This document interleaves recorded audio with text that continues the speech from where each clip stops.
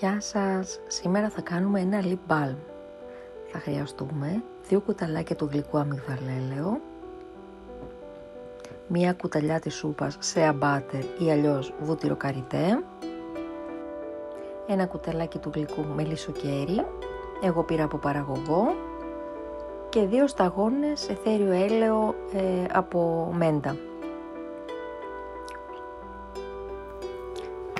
Πρώτα τεμαχίζουμε λίγο το μελισσοκέρι με ένα μαχαίρι, είναι αρκετά σκληρό, και το τοποθετούμε σε ένα μικρό πρικάκι.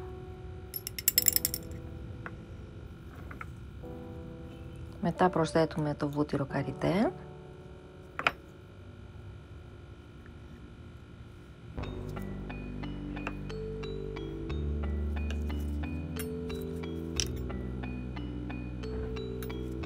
και στο τέλος το αμυγδαλέλαιο.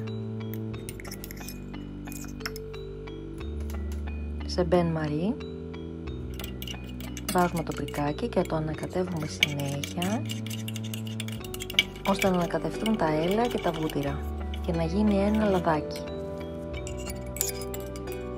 Μόλις γίνει λαδάκι, το αποσύρουμε από τη φωτιά, το αφήνουμε λίγο να κρυώσει και προσθέτουμε τις 2 σταγόνες από το αιθέριο έλαιο μέντας.